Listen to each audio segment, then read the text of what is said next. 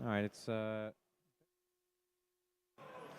Hello and welcome to the finals of YCS Bochum 2018. It's been a very long weekend and we can't wait to get this started. But just before we do, we're going to fill you in. If you've just tuned in for whatever reason, you've been missing out on so very many cool things. We had 1,951 players at the start of day one, yesterday morning, bright and early. And they played until yesterday night, or actually this morning, when we had 8 rounds of Swiss. After those 8 rounds of Swiss, we cut down the field to just 444 players going into today's competition. We're going to bring up the country breakdown for you guys real quick. This is what it looked like at the very beginning of this tournament. 1,200 players from Germany. Those guys alone would have been enough to be in like the top 20 largest tournaments in Europe. Yep. But just add to that all of the other countries coming out very strongly, with Italy, Netherlands, France, and so on. The big story there is, as always, Italy's conversion rate. It is through the roof.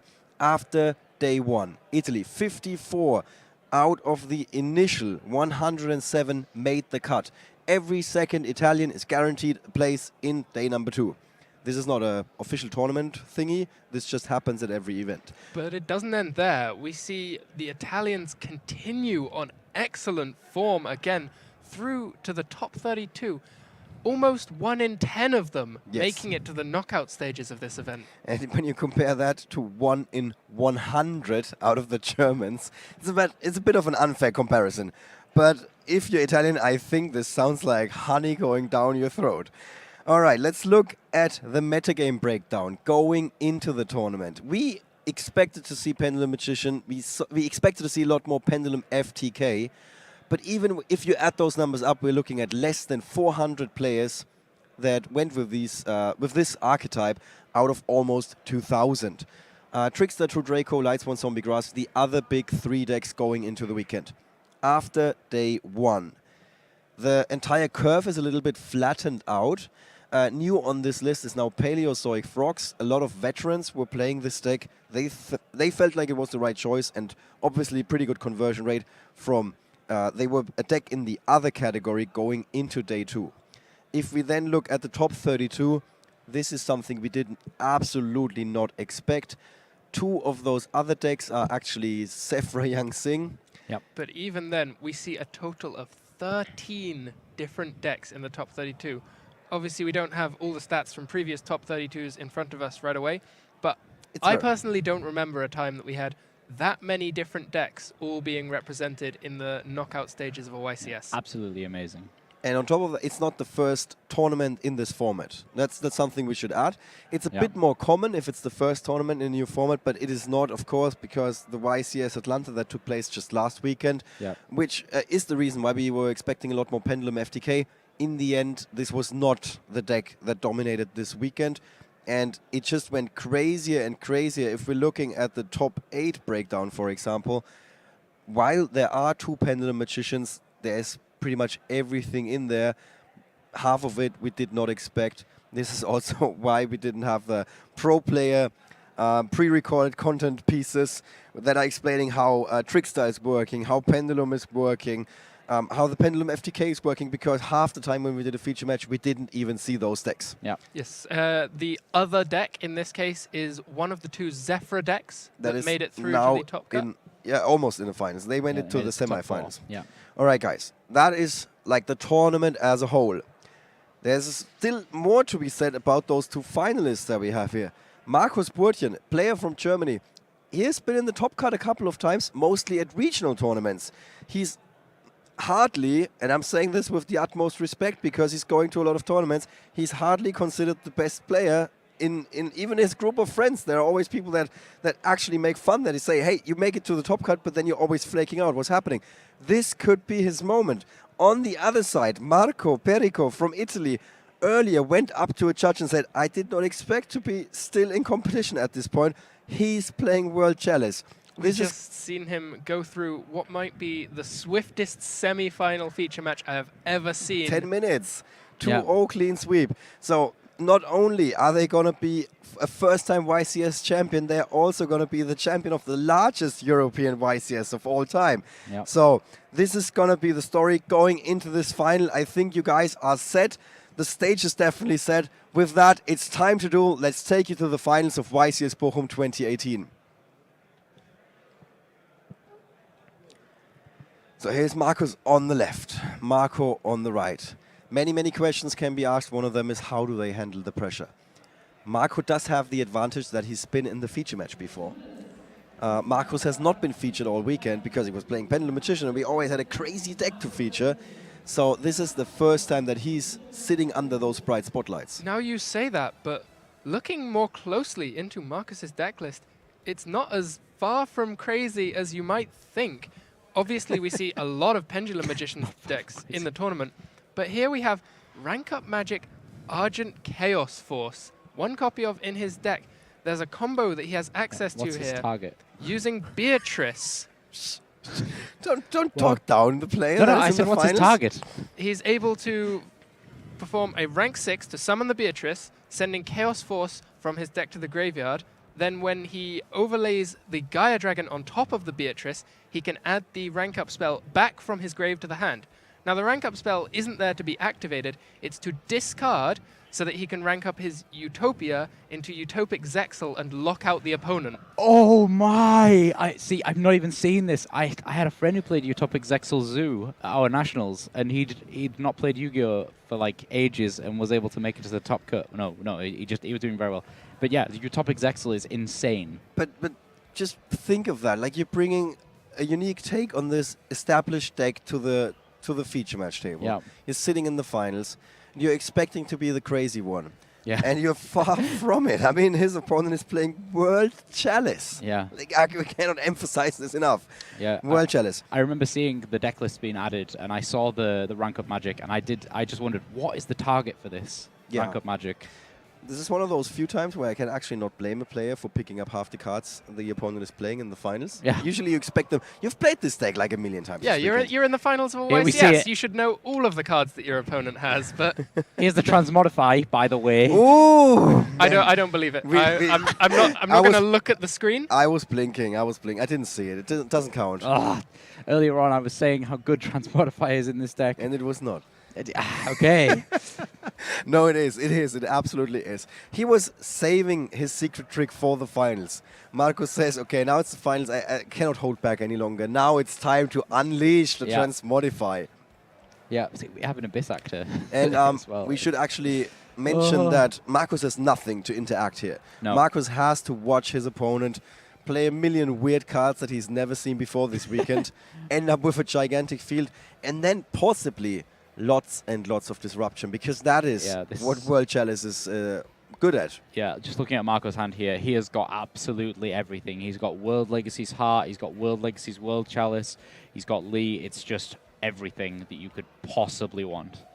Yeah, very strong opening, and now access to even more cards through the most contentious link format of the event, Saryuya Skulldread. That's true. That card definitely deserved that title. I have to say that the later it gets in the tournament, the more often we saw the card being put to good use. Yeah, yes, absolutely. In yesterday's feature matches, there were situations where we thought, like, this card, it's good in theory, in a vacuum, as we like to say. Yeah. But it was played in situations where the players could have just done more with their established field rather than going for that card. Yeah. With the tournament progressing, we saw more experienced players or players that just played with that card a little bit more and knew what you could do. They were using it to great effect. Much greater effect than what we saw in the earlier feature matches yesterday. Yeah, and we see it here being very strong for Marco. I feel like Marco must be feeling pretty confident at this point. He said in a post-match interview just after the semi-final that he was only really worried about facing against the True Draco deck with the Monarchs Are Up, but he can see as soon as he sits down at the table, the opponent has an extra deck. He knows that he's dodged his worst matchup, and he's been able to win the die roll, go first, and have a very strong turn one. Yeah. Brilliant fusion as well. He has a brilliant fusion. Wow. So the card he got off Saryuya was brilliant fusion. I think it's worth going for that card if you end up with brilliant fusion. Absolutely.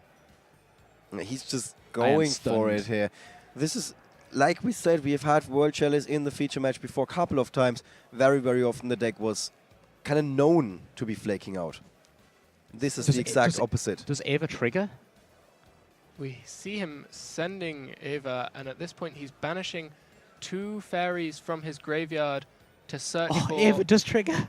That's 2 amazing. heralds Yeah, from it's- his deck. Yes. So Whenever it is being sent to the graveyard. yes, Ava allows you to add 2 level 2 or lower fairies with different names from your deck to your hand. So you just add Lee to your hand and then add the orange light as well. So you can straight away use those. That is so clever. I didn't even see that in his deck list before. Because earlier you were wondering why isn't he playing more of these because he wants to discard yeah, it. yeah, so now he's got this very specific combo that I didn't see in his deck list before. That is very clever. That little Eva in his graveyard, Just give him +2 cards. yeah, Basically. just says, here, you can go even further down the rabbit hole. Yeah. Negate any monster effect, and I think he's going to be able to summon a co-linked World Chalice Ningersu? No. It's not co-linked, but does it gain the effect just for each World Chalice yes. it points to? Yeah, each World Chalice. Doesn't it even points need to be co-linked. Okay, so I'm trying to he'll remember be its name. It's not Ningersu. It's... Ningersu, the World Chalice Warrior. No, Ningersu is the one that destroys stuff. Sent to the grave. Oh, sorry, yeah, I'm thinking, yeah, I got that completely wrong. I'm, again, thinking of his old name. Yes. Yeah, so he just gets to draw 2. It seems to be an ongoing problem Yeah. with you. What was his name? Jack? Since the other one was Randy? No, his name's Titan. Yeah, Kyoto Waterfront. This almost feels like we're watching Zombie Lightsworn Grass deck Yeah. with him working through his deck. Markus is not pleased right now. He's just staring down this field. Have we seen the effect of Saryuya to special summon from the hand yet, or was that it coming in there? I think that was it. Yeah. So far, most of the special summons came from like all different places. Yeah. Here's Ib. Oof. That's such an impressive field, and he's still not done. Yeah, gonna go get the Gamma Seal. This is just absolute insanity. We see a Twin Twisters in hand, able to take out some scales.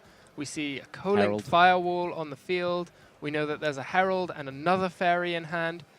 This is what we were talking about, how you need to be able to build up so many negations. But it's also that he has 4 cards in hand after summoning 4 monsters to the field that are quite impressive, if you ask me. But yes, you are right. It is all about those negations right now. Yeah, so he's got 2 negates with The Gamma Kaiju. Seal. Yep. Kaiju and the then Herald. But then 2 further pieces of interaction from the Firewall Dragon and the Twin Twisters. So there are Yep. 4 cards that Markus needs to work his way through to be able to establish a board here. Is it possible? And, oh, we cannot show this card apparently, but an Herald of Orange Light in his hand, together with another fairy. Yep. So Wow. we're looking at what, 5 negates? Is that correct? Yeah, it's 4 A including. total of 4 pieces of interaction. 2 of them negations, 1 of them is returning to hand, and 1 of them is destruction for spells and traps. So on a scale from 1 to 10, Thomas, this is where it counts the most. What would you give this opening in terms of a rating? It's Is that a solid 10? a 9 if it's not a 10. Okay. The only thing that I think might be better than this is something that involves a floodgate. All of the pieces of interaction that we see from Marco are a single-use piece of interaction. If he was sitting on a floodgate alongside a set of negations, Like anti-spell that fragrance? would be a 10 for me. Okay. So 9.5. Yeah, I think Solemn Judgment would put that up to a 9.75. It would instead be. of Twin Twisters. It would probably be enough for an Olympic gold medal. Yes, Or let's just say Olympic medal. definitely. But Markus is far from giving up here. Despite everything that he's staring down at the moment, he's still looking for ways through. Yeah, And he's gonna- got a lot of cards that we hear in our pro player interviews earlier when we were learning about the Pendulum Magician deck. The deck isn't just good at going first and building a board full of negates. It also has the tools like Purple Poison Magician to be able to take out those boards. Right. But I think as soon as he assembles those scales, the Twin Twisters are going to come in. Yes, and at that point, if the Purple Poison Magician is destroyed, it will be able to destroy a card on Marco's side of the field. Only one might not be enough, but It's a start. It's a start. He can begin chipping away at that setup. It's a start in the finals where you really want to win. All right, let's see. Let's see.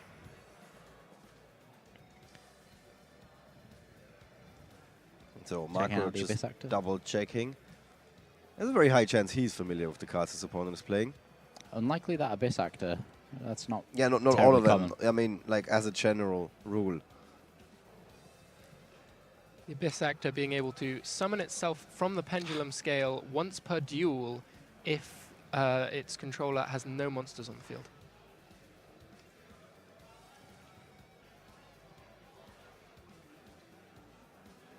Firewall Dragon here being activated, returning a card from the graveyard and the Abyss Actor to the hand. He's adding Ava for the Herald of Orange Light.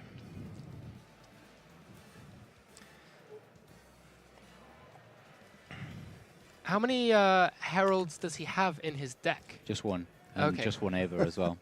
And of course he drew it. Well, he added it. Yeah, okay, that's fair.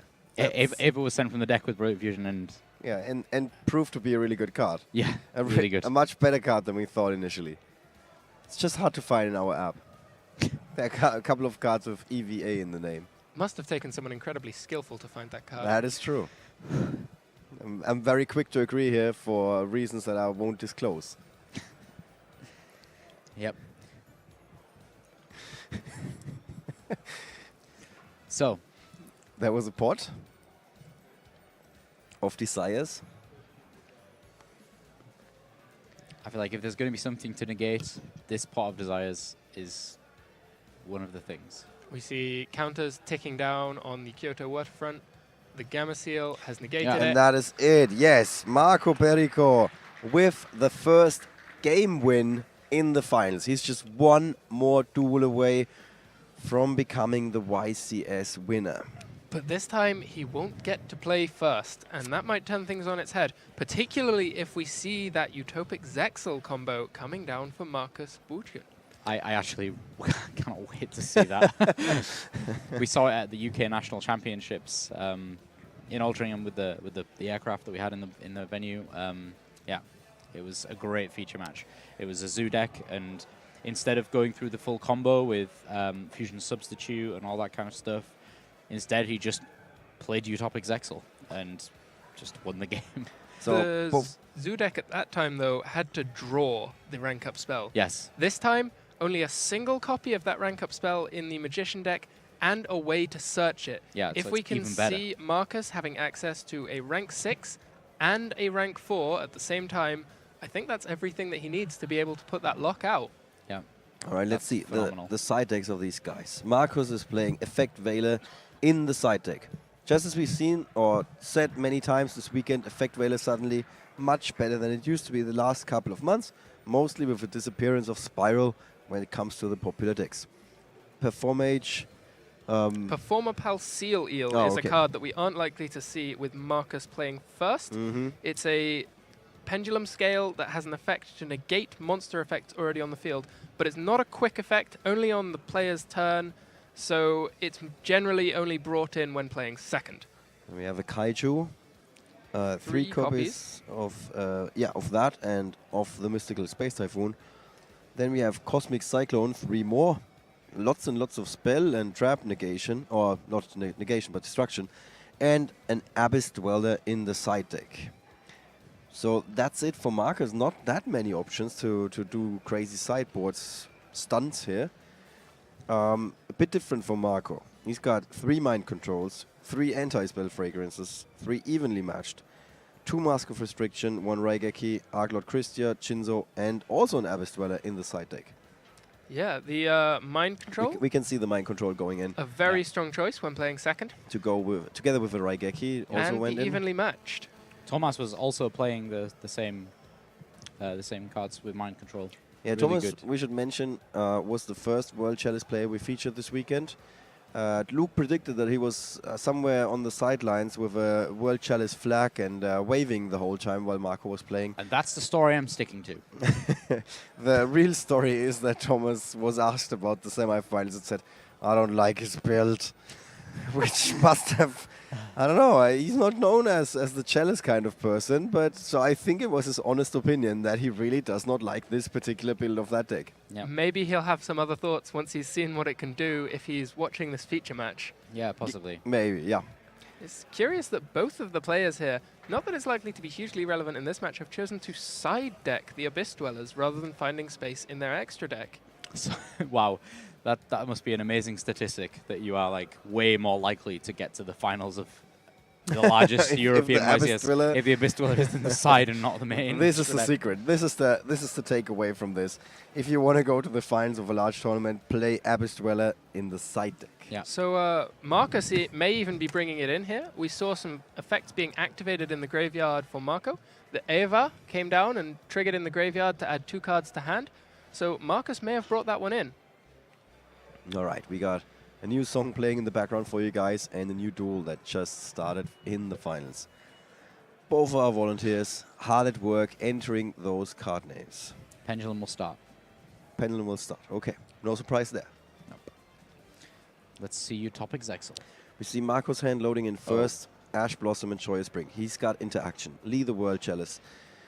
Twice. Mind Control and Soul Charge. So he did draw into cards from his side deck and he's got a bit of disruption with that Ash Blossom. He might be needing it. Let's see what Markus has. Oh, so much for that disruption. Ash Blossom. Markus starts with Abyss Actor, Curtain Racer, and he's also got Mythical Beast Master Cerberus. Also in hand, rank up Magic. That's the rank up Magic. He has the ability to go straight into this utopic Zexal play here. He can make his Electromite, loop his way round to get a Pendulum summon for 2 level 4s, overlay for the rank 4, and he already has the discard. Sorry, I can't talk to you. I have to hold Luke down. I don't want him to go too crazy here. I'm going to wait for it. I'm waiting for it. This is Okay, be, I cannot wait to see Marco's face when he is told he doesn't get to play Yu-Gi-Oh! For a turn. I did not know that I need like a rope to do coverage here Yeah. to take you, to hold you at bay. Yeah, guys, Luke is in the feature match area. He has ran over. He is hugging Marcus.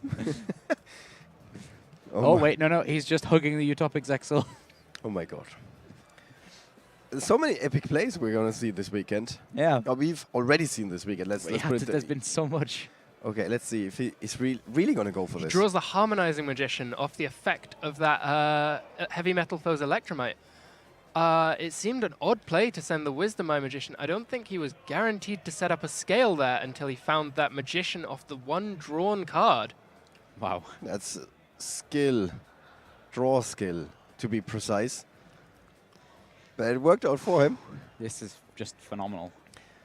Many, many years ago, there used to be a saying in German, Skill ist, wenn Luck zur Gewohnheit wird. That tried to say that the players that you accuse of being lucky all the time are actually super skillful, and that's why they end up setting up these situations that look like they're lucky, but they knew exactly what was coming. This is what we have here. Yeah.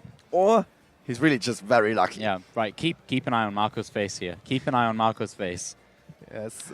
Utopia? It's still... He's like a bit... Nah, what is this? What What is this? Yeah, I have to pick this Hold up. your horses. And Utopic Zexal hits the board! Oh my gosh. Can I see a translation of this, please? Please. He's asking for a translation. This is even better. This is we're gonna be holding on until the translation of this card is actually given. Okay, you can also exceed summon this card by discarding 1 rank up magic normal spell card, which any normal person in the venue has not been playing, but Markus Burtchen, who ended up in the final somehow, is playing this. Absolutely. Then using a Utopia monster you control as the exceed material. That's what he just did. Yeah, please read on. This card's exceed summon cannot be negated. Nah. In a format that is all about that 1 or maybe 2 negations, that sounds like a pretty strong effect. Yeah. When exceed summoned, your opponent's cards and effects cannot be activated. I think that's a typo. Wait a second, I'm reading that again. When exceed summoned, your opponent's cards and effects cannot be activated. Correct. Yes, this is the Continue. This is the actual card text. Gains 1,000 attack and def for each exceed material attached to it. Yes. And Please go on. We've not got to the best bit yet. Once per opponent's turn, quick effect, you can detach one exceed material from this card. Your opponent's cards and effect cannot be... Wait a second, I have to read this again. They cannot be activated this turn. Nope. What Nothing. just happened? You get So nothing. for the entirety of this turn, Marco is unable to activate cards or effects. Yeah. The only There are 3 materials I under don't- that Utopic Zexal. So for 3 turns, the only action he can take is to like just summon monsters to do nothing. You set monsters. That's all you can do. This is completely crazy. Yeah, and it's not like this is it. His next turn, Markus is going to be able to proceed to just produce a huge field of monsters. Markus Burtchen is trying and failing when it comes to containing his smile. Yeah, absolutely. He's like, absolutely. He's like, yes, this is my stream moment. Even if I lose in the finals, I'm going to be going down the history books as somebody who just made that move in the finals. However, there's a kaiju. There's 1 turn. It doesn't matter. He only needs 1 turn. It's still one of the very best outs that you can have. Yeah, but that's it. That's all he could do. Crazy. To quote a wise man, I don't have to play very well if my opponent can't play at all. That was exactly what was said. Who said that? That was the guy who was playing this at the UK Nationals in his post-match interview. I thought Gandhi was playing cards or something for a second there. Wow. It was the perfect quote. It's crazy that Marco has an out for this impossible to beat card. So now it's all about, can Markus Burtchen wrap things up in this turn? Has to be. And I think it would be foolish if he didn't have a plan to be able to wrap this up this turn. He needs to. This is going to be it. I mean, it was an epic opening. Marco, however, did have an out with his kaiju. And now Markus Burtchen is actually under pressure. This sounds weird, but Marco Perico has a good hand, or a decent hand, with that mind control, with that soul charge, and Lee the World Chalice Fairy. So Markus Burtchen needs to wrap things up here. 8,000 LP to go. So the effect of the Heavy Metal Foes Electromite has just been used there, destroying the Harmonizing Magician and adding it immediately back to the hand. If he's able to put together a Pendulum Scale alongside that Oath Dragon in his 1 Pendulum Zone, he can then Pendulum Summon from the hand that Harmonizing Magician. And there he has the Wisdom Eye that completes the scale. He searches for his high scale. He's now able to Pendulum Summon both the Wisdom Eye from the extra deck and the Harmonizing Magician from the hand. He'll get an additional special summon from the deck when the Harmonizing Magician is summoned from the hand. He has access to all of the tools in his extra deck, and it should just be a matter of using those to summon out enough attack points to finish the game here. Right. Okay, Markus Burtchen is on the right track. He's on the freeway. He's cleared the gang. He's now entered the freeway, which is a callback to round 1 yesterday, which was at the very beginning of this tournament. We had to sit people outside the main hall, still in the venue. Yeah, not outside. Mr. Withington, I was waiting for your Yeah, for you nailed it. You nailed it just outside the main hall. And there were so many players that still was not enough, so we had to actually go upstairs and secure yet another hall to seat all of those players. The tournament center people that are running this tournament, they're doing the OP part, or the setting up part. We're talking to the German staff, and the German staff tried to explain that for fire security reasons. Okay, let's finish the story in a second. Markus Burtchen just won the second duel, and it's now 1-1. Yeah, in the finals. Utopic Zexal. The first time my we God. have seen this on a YCS live stream. I was talking with some friends just before the start of this match, and this is exactly what we'd hoped would happen. we were saying we wanted to see one game where the World Chalice player gets to do their things, puts out a huge board. We want to see one game where the combo happens with the summon of Utopic Zexal. We didn't get to see the full searching with the Beatrice and the Gaia Dragon, but we still saw it being summoned and locking out the turn. You're a greedy person, Thomas And now Ross. the perfect finale here would to be a game where both players draw just okay, and they're forced to really duke it out, fighting against each other. They both have a hand with a couple of plays here, a couple of plays there, and it comes down to who can break through and find that winning opportunity. Yeah, it's going to be very interesting how this duel is going to go down now. In reality, we want them to both break right now. That's what we actually want. Because that would the be Schadenfreude. Yeah, exactly. Schadenfreude, yeah. That would be an amazing game. Okay, Marco Perico is going first this time around, obviously, because we've seen that in the first game. His deck is pretty good when he goes first and unopposed. That means some cards are going to go out of his side, from his main deck into his side deck. Is he going to side out the mind control? He's had the Raigeki on top. He's thinking of, yeah, I Raigeki. expect to see mind control out, evenly Raigeki. matched out, Raigeki out, and potentially things like Archlord Christia coming in. We see the mind control and the Raigekis. They went out again. I just saw the Jinzo going past. It's actually a Tinzo as well, which is even better. Tinzo. Yeah, it's from the tin.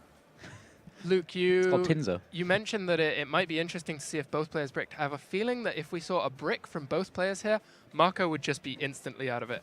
A brick for a World Chalice player means much worse. absolute dead. Yeah. A brick for Pendulum Magician, still probably going to be able to struggle its way into an Electromite. They don't brick very well. Yeah. A brick from a World Chalice player used to be called business as usual before we entered the semifinals. Every single time in the feature matches. Usually we had to be happy if they just won one game somehow. Yeah, and now Marco Perico here is in the finals with World Chalice. It's a very unique version of World Chalice. Proving us all wrong. He's proving us all wrong. This is going to be it. Just going to quickly wrap things up with my story earlier.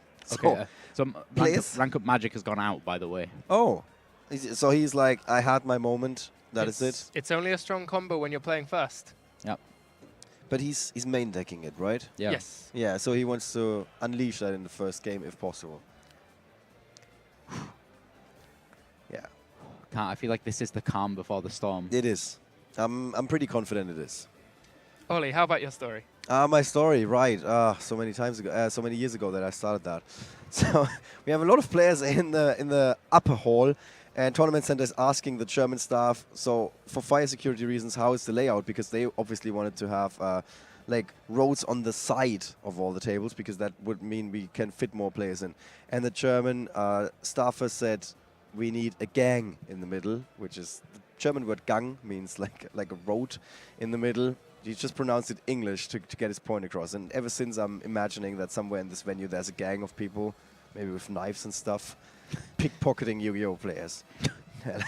That's an awful image. Yeah, hopefully it didn't happen so far. It's like my nightmare come true. Okay, we're just getting the hands loaded in here. We see 2 pots of desires for the Pendulum Magician, and not a lot going on the World Chalice side. No, so there is nothing going on the World Chalice side. I think, Luke, what you've asked for may have come true here. Hold on. There's a Kyoto Waterfront. He does have an anti-spell fragrance to stop his being opponent. set, and with enough bricks to build a house, he passes turn. He's got beckoned by the World Chalice and Eva together with Herald of Orange Light. Yeah, there's nothing for this anti-spell fragrance, though. This is good news for Markus Burtchen, who just won in a very memorable way the second duel. Yeah, there's nothing.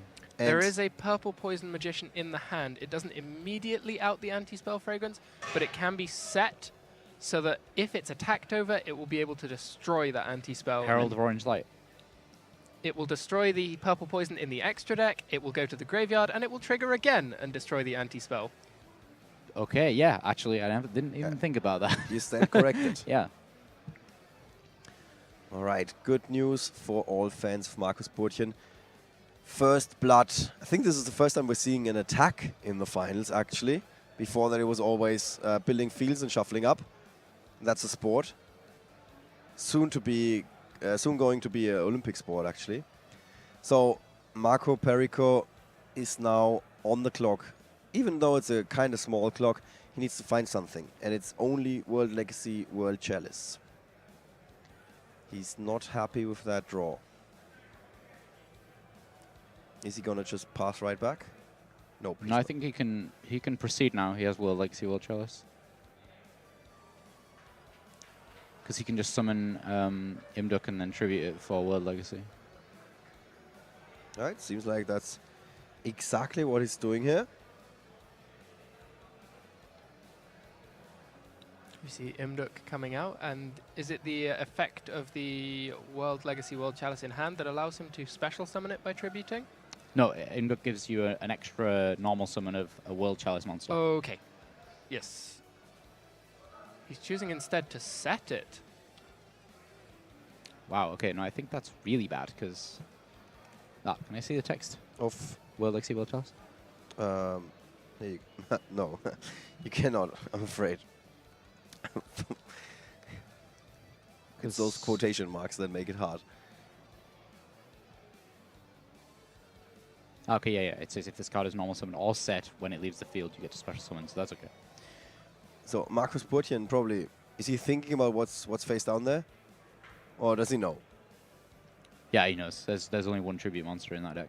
Assuming that he knows how the World Chalice deck works. Yes, yeah. And let's be honest, he probably doesn't know because everything's crazy right now, so it could be anything. No. He was probably expecting to see Zephyr in the final, you know, one of those much more common decks. Yeah, exactly. This Guardian Sphinx is going to really shake things up. Oh, dear.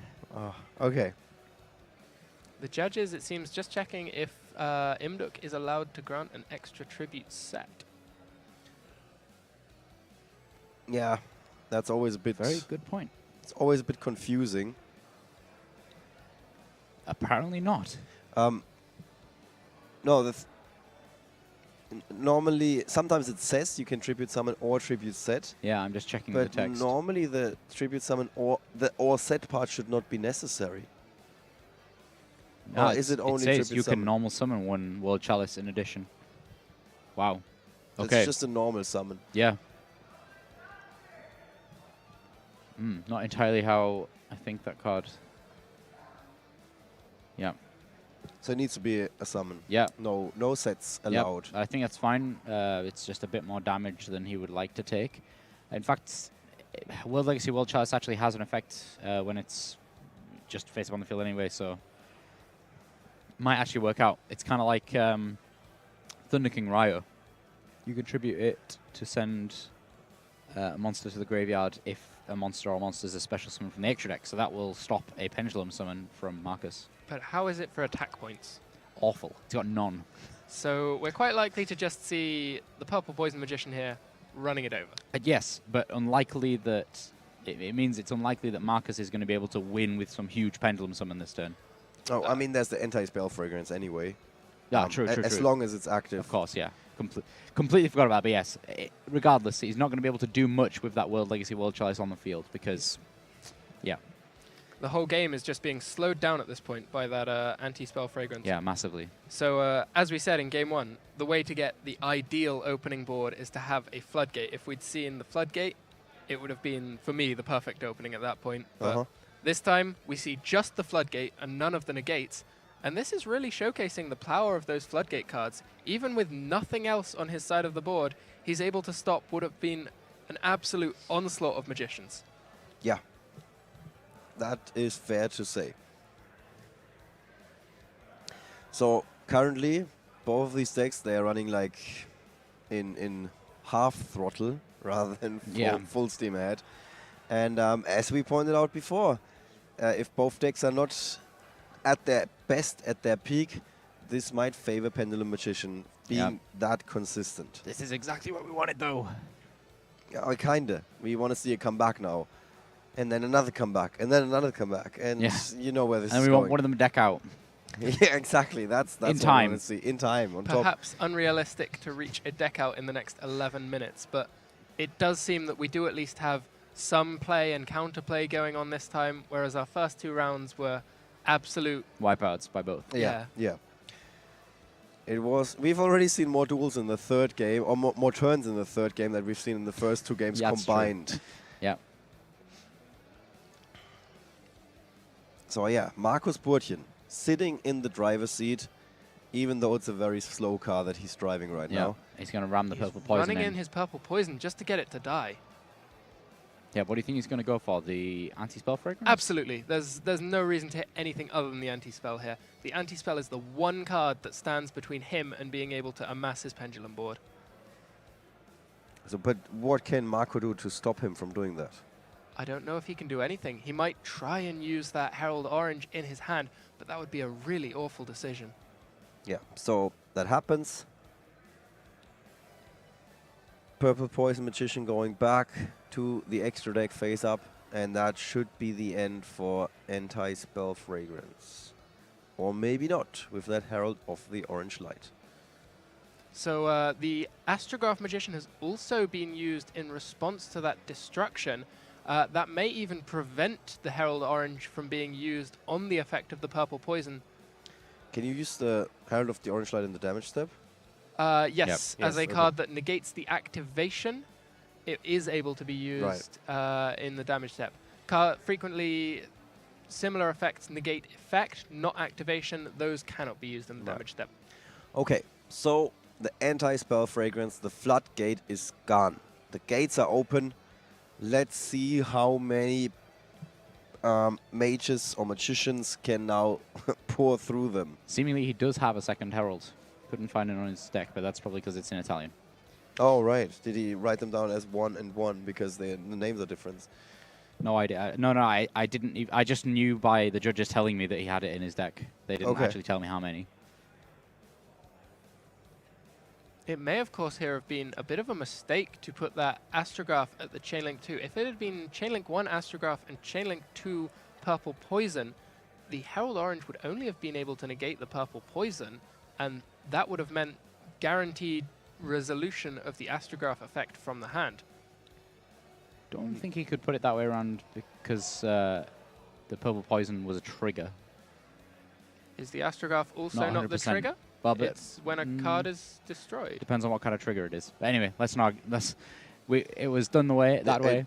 If a card you control is destroyed by battle or card effect, you can special summon this card from your hand. Then you can choose one monster in the graveyard, extra deck, or that is banished. It was destroyed this turn, and add one monster of the same name from your deck to your hand. You can banish it, plus 4 monsters. Yeah, I think We this is don't not usually someone's need to worry No, about that we bit. don't need to talk about that. Okay, back to Markus Burtchen, who has now Pendulum summoned. We said it, the floodgates are open, and here are the Pendulum magicians that are pouring in. They say this YCS title is going to Germany. Marco has something to say about that, however. He says, no, I want to take it back to Italy with my World Chalice deck. Still not a joke. I'm still like second guessing myself while I'm saying stuff like that. I'm like, am I being serious right now? At this point, Markus certainly seems to be in a commanding position. We're going to see Heavy Metal Foe's Electromite coming out and starting to cycle through those cards, bringing new things to the extra deck, recycling from the board to the hand, creating new opportunities for Astrograph and Chronograph Sorcerer. The story that you need to be telling is written all over Marco's face. He is not feeling very well. Yeah, he's got his face in his hands. He knows what's coming. He sees this. And Markus Burtchen, meanwhile, still very cool, calm, and collected. With a little smile on his face, he's going through the moves. He's gone through these moves a couple of times this weekend. That's very fair to assume. And he's just a few steps away from victory. Yeah. As soon as this Electromite came down, Marco knew it all begins here. Or it all ends here, depending on the way you look at it. We see the Astrograph summoned from hand and the Heavy Metal Foe's Electromite on the chain to draw a card after this Curtain Raiser has been added to the hand. And all the resources are just beginning to stack up, and it feels an inevitability at this point that Markus is going to put forward a board full of negations to Marco just drawing up to 3 cards in hand. He does at least have that Kyoto Waterfront on the field. He'll be able to search himself for 1 Kaiju to try and deal with 1 problem, but it doesn't to me feel like that's going to be enough. Yeah, I think Markus is going to be aiming for creating more than 1 problem here. So yeah, Marco is just reading over that card again.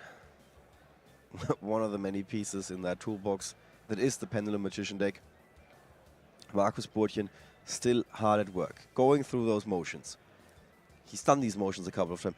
Yeah. How big is the chance that he's going to screw up something here? Can we agree that it's less than 5%? Yeah, it's fairly unlikely at this point. He's been doing this all day, all yesterday, in his sleep last night. This is he's his been thinking about 16th round of playing Pendulum Magicians, and he's made it through to the final, so I'm fairly confident that he knows how to go through the motions. Yeah, absolutely. See Abyss Dweller coming down here. Ooh. Yeah, that's actually huge against World Chalice because they don't get any of their Link Monster effects that help them summon more. And that is it. He passes play, but immediately detaches for Abyss Dweller. Not surprising there. There is a Herald of Orange Light in hand at this point that may be used immediately to try and shut down the Abyss Dweller if he feels like he needs to have effects in the graveyard this turn. He's checking his graveyard, but not that many cards there. In fact, just 5 or 6 cards. This should be the contents of his graveyard. And yeah, not that much to work with here. I've just got this feeling there's going to be some kind of miracle comeback. Or is that more wishful thinking? I don't know. I honestly don't know. I mean, if this Abyss Dweller gets negated, yeah, it doesn't seem like it is. it's not certain yet. He drew for his turn, Abyss Dweller was activated, he's still thinking about it. That's why he's checking his graveyard. He's like, what options do I have? Do I need any graveyard triggers? It just looked like he shook his head. Yeah, he can't use that effect. Well, because it's going to activate in the graveyard. Yeah, he's thinking about using the Herald of Orange Light, right? Yeah, still. It looked like he'd already motioned that Dweller was okay. Right, okay. Bit of a misunderstanding here. Yeah, it's hard to say. It's hard to say without being able to hear the players. This is one of those things.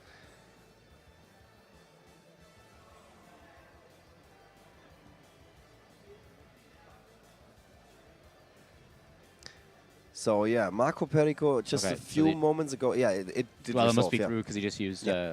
Just a few moments ago, Marco Perico had his head buried in his hands. He's now picked himself up, but he's still looking like he's a bit under shock. Yeah. He's not at 100% here. I do wonder here whether the strongest play he has available to him might be to tribute summon Gamasiel to his own side of the field. Actually, no, with the Astrograph Sorcerer already face up on the field, it simply wouldn't have enough attack. No. So Marco now searching for something in his extra deck. Summoning another Imduk, as we saw on his first turn. Yeah, he's got Guard Dragon, where he's going to be able to use the extra normal summon to summon Guard Dragon, and then make a Link 3. But is this going to be is this going to be enough? Okay, he's going to go for Link 4. That's the Herald. This may be another option for Saryuya to come out and try and dig for an answer. This would be one of those uses where we cannot really disagree with the use of that card. Yeah, well, Saryuya will be able to special summon the Kaiju into defense position. If I remember correctly, it's got 2800 defense position, which is pretty good. Or even special summon it in attack behind the Saryuya and give it 2500 attack. Yep. Saryuya itself having high enough attack points to attack over and clear the Astrograph. This is definitely the card of the weekend. Yeah. I mean, we've seen it so many times. Oh, yeah. Oof. Still, Dweller is going to cause problems to the World Chalice combo. Ooh. One of the cards that I'm not quite sure about here, I think is that a Stargazer Magician in the Pendulum scale for Markus? Yeah. Yes, it is. What is the Pendulum scale effect of that card? I understand that its scale is changed at times. If a Pendulum monster you control battles, your opponent cannot activate spell cards until the end of the damage step. Unless you have a Magician card or Auto Ice card in your other Pendulum zone, this card's Pendulum scale becomes 4. So at the moment he has a scale 2 and a scale 4 in his Pendulum zones. With those two up, he's not going to be able to Pendulum summon anything other than level 3s, and I don't believe he even plays any. The Heavy Metal Foes Electromite. He does have a Magician in his other Pendulum scale. Yes, but that... Okay, in that case, a scale 1 and a scale 2, still no access to Pendulum summons. So if the Electromite can be removed, there may be a limit on how Markus is able to play around with those Pendulum scales to be able to enable a Pendulum summon. Is this a summon 5? I think it has to be. Maybe 4 plus Brilliant Fusion. Yeah. It might be a miracle comeback. Yeah, 4 plus the Brilliant Fusion. This is looking interesting. Yeah. Marco Perico definitely, his body language has changed quite a bit. Yeah, his head was in his hands. Now he seems to be really thinking about what's going on here. He's actually sitting on his shoulders again, yeah. Big thing to note, he just paid 4,000 for Soul Charge, and the clock in the top left is going to tell a huge story for this game. Yeah. We're about to hit time. And being a knockout stage of this tournament, there will only be 3 additional turns after the current turn. So he only gets 1 battle phase to try and transfer the advantage from that Soul Charge into damage. Yeah. Oof, that's gonna be clutch. This match is gonna be so exciting to watch. Yeah, absolutely. This is one of those Wabuku would actually win the finals. Yeah. But I don't think we're gonna see that card. And by I don't think, I mean we are not gonna see that card. All right. So, Marco, talk about a comeback. Suddenly, his field has been assembled. It's very impressive. Yeah. Especially considering that we felt like he was out of this. But, like you said, Thomas, only one more battle phase to get any damage in. It drew a brilliant fusion. Here we see Ningirsu will be able to deal with that heavy metal foe's Electromite and potentially prevent Markus from being able to establish a pendulum scale on the next turn. Yeah. And then Gosu's effect. After setting both, just in case. That's a Cosmic Cyclone. Almost 6,000 life points difference between those two players. Currently, Marco Perico has the control over the board. He's going up even more into a Link 4. He wants to find his way to a Firewall Dragon here. Co-linked with the Saryuya will be able to have another piece of interaction for the following turn. So he has one negation from the Gameciel and one bounce from the Firewall Dragon co-linked to the Saryuya. Okay. So Markus Burtchen needs something. His scales are blocked at the moment. Yep. That means no more fancy pendulum summoning. Nope, absolutely not. This game has absolutely turned around in this last turn. Marco Perico looked like he was ready to give up, but absolutely not. He has come all the way back. He's got Saryuya, he's got the Firewall Dragon, and this Gameciel with multiple negates. And you can tell, it's yeah. His head is working. He's like looking back at what he just did the last turn, and maybe the turn before when he was forced to watch, and he's thinking about, did I do this correctly? Like, was there anything else I could have done? Yeah. And I think he should be quite pleased with himself. Yeah. This was really masterful execution there. Yeah. Coming back from nothing. He's in a very strong position here, but we can't forget he's down 5,700 life points with only one battle phase left. Yeah. He needs to be able to clear out that board and put through a huge amount of damage in his one remaining turn. Yeah. And Markus Burtchen, of course, in his head, he just shifted modes as well. Yeah. He just went from, I'm going to win this by attacking and stuff like that, going to, I'm going to win this by walling up like there's no tomorrow, trying to make sure I'm somehow hanging in this. Yeah. Is this Pot of Desires his last face down from before the anti-spell? So he'll banish 10, but we may see, as we saw in Game 1, Gameciel's effect coming in to negate the draw 2. Yeah, I think it has to be. It needs to. It has to, It has to, no question. Only 4 more cards in Markus Burtchen's deck. We might even see that deck out here. Nah, that was no the way. deck. Oh, sorry, that was the hand that he put aside. I'm confused a bit. It's been a long day. It's been a long weekend. Even longer weekend. He's allowing... He allows it to he resolve. lets the 2 cards. I guess, yeah, you can save everything until there is something that potentially builds a pendulum scale. I think he has to keep this Firewall Dragon for the Abyss Dweller and for the Astrograph Sorcerer to be able to make a way to swing in here. He absolutely has to. It all comes down to what he draws here. It's so tough. It's so tough to make these decisions. Do we have information on the cards in hand for Markus? For Markus, currently, what we see here is Performer Pulse, Seal Eel, Purple Poison, Magician, Abyss Actor, Curtain Raiser, Astrograph Sorcerer, Mythical Beast, Jackal, King, and Blackfang Magician. Okay, so... but Markus is just shifting gears. He knows he needs to act fast, otherwise the judges are there. Yeah. We've seen this weekend. He cannot take forever to think about this. And this is where you can really see why slow play exists. It's ensuring that you don't have infinite time to think of the best possible. Seal Eel being normal summoned here. Yeah, it's now in the field. Let's bring that up for you guys. And when this card is normal or special summoned, you can target one set, trap, spell trap card your opponent controls. That set card cannot be activated this turn. Okay, I think doesn't that's really do a lot. Is he still able to resolve Brilliant Fusion? If he is, then he's able to possibly get another Link monster out to link to that Firewall, and then he can wait till next turn. I think the Brilliant Fusion may still be live. If he'd have drawn into the Garnet, then he would have put it back with the Saryuya. I don't think we've seen it. Yeah, exactly. It all depends on what Marco draws here. If Marco is able to draw another monster to be able to summon like Ib or something like that, Firewall, send 2 back, and then just swing with everything, that will be game. Yeah, but the seal is this turn, right? You guys know Yeah, that. just for this turn. Yeah. Okay. So the CLEL only being activated there on the off chance that that set is a trap card. Yeah. Of Like a course, it's torrential been tribute. normal summoned to make way for Electromite. Yeah, I think, okay, so then at this point, we have to see some kind of response. Yes. Yeah. Either the Firewall Dragon or the Gameciel will have to be activated. If it's Gamma Seal, that's game. If he Gamma Seals it, that's game, because he can just spin the Abyss Dweller and then attack for game.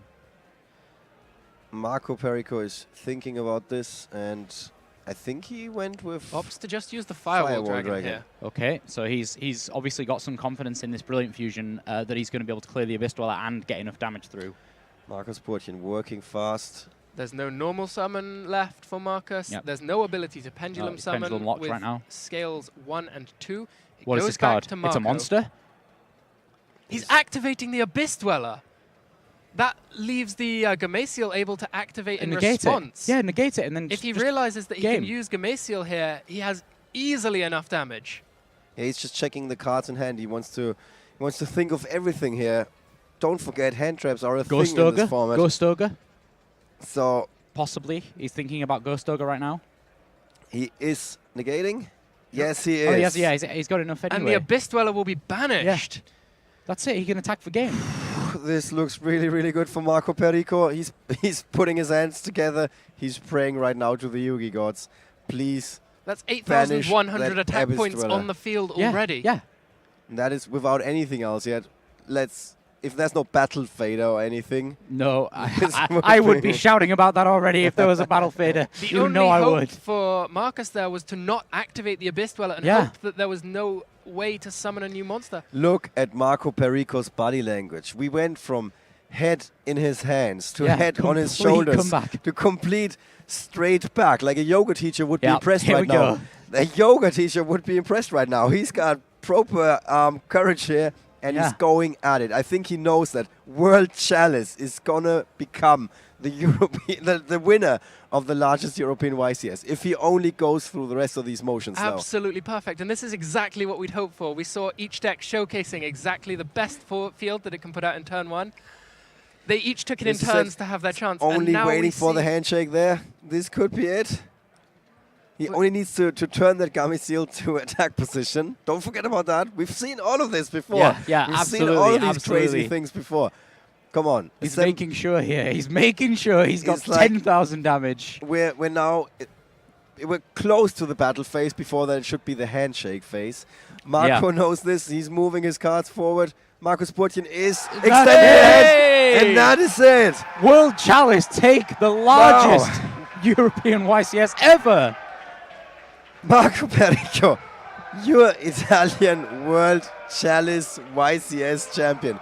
Wow. Like, if somebody would have given me a script for this weekend and said, this is what we have in store for you guys. If somebody said World Chalice, I would be like, yeah, okay, go out of this. You write some fan fiction, just go somewhere else. Let's talk about this amazing and epic final in our post-match analysis. Amazing. Ladies and gentlemen, I think you have just seen the best final of a YCS we have ever seen. We've had Billy Break versus Joshua Schmidt last time we were in Bochum, so it was pretty high. Like the bar was raised. Good. The bar was raised, and we thought it couldn't get any better. But I have to say, this is in the running. This was just as good, if not better. Yeah, that was absolutely phenomenal. World Chalice taking that game. We tried to write the perfect final, and then we watched it play out in front of us. Yeah. We don't want to give ourselves too much credit. But we went into this final. We said World Chalice. We've seen it before. It's flaking out left and right all the time in the feature match. First game, it shows us what it can do. Yeah, absolutely. We were happy at that part. Yep. At that moment, we were like, this is good. This is good for the game. We've seen World Chalice. It can do everything. Let's hope that he somehow is going to have some more action in the during the rest of this final. Yeah. We looked very closely at the decklist of Markus Burtchen, who's not playing your average Pendulum Magician. Nope. He's playing some crazy stuff. And we even saw that combo coming off in the game where Game 2 he was able to play first. He had access to that rank up spell, and we saw the Utopic Zexal locking out our World Chalice player, Marco, from being able to use his first turn. Even though it got kaiju'd, he was still able to then next turn just take so much damage on the board. Assemble so much. Then, between games. Luke said what we want to see in the last game is both players bricking a little bit, thing going like back and forth, going rather slow, and then one guy has a really cool move, the other guy has a really cool turn, and then somehow somebody wins. This is all we're hoping for. Yep. And this is pretty much what happened. Like, pretty weak start from Marco Perico. Did not look all that promising. He had a floodgate, and then his opponent just couldn't play around the floodgate, and they both just kind of sat there, passing turns for a while. But, yeah. Markus Burtchen was like way ahead in terms of life points. Yes. Let's not forget about that. Almost 6,000 life points. I kept thinking Marco would win, and then Markus would win, and then Marco would win, and then the life points was so disparate. And then there was overtime on top of all the other things. Yeah, I can actually hear the Italians singing the Italian national anthem right now. Yeah. So amazing. In the last turn that he had, in his only battle phase in the last game, in the last duel of the finals, Marco Perico, after a gigantic soul charge the turn before, has everything. And we could tell Markus Burtchen was just watching this, saying, okay, I have one chance. I have to activate Abyss Dweller and hope. Yeah. And it was quite the opposite. Marco Perico immediately starting to pray. He's like, please don't have any hand trap. Please don't have anything. Yeah. I think even with Ghost Ogre, though, that would have still worked out. Pulls Gamisiel, gets rid of the Abyss Dweller. That's the only opposition that was in his way. Clears the board, and that means Marco Perico with World Chalice. That was amazing. With World Chalice. What a final. I've seen a lot of Yu-Gi-Oh games in my time, and that was phenomenal. It's we couldn't have asked for better. No. It's definitely in the top 5 matches of all time, especially in finals. Like finals, top 3, maybe top 1. Yeah. All right, guys. We're going to be taking a very quick break to try and catch our breath, even though the odds are not in our favor. Let's just say that. And then we're going to be back with an interview of the champion, Marco Perico. So don't go anywhere. We're going to be right back with that.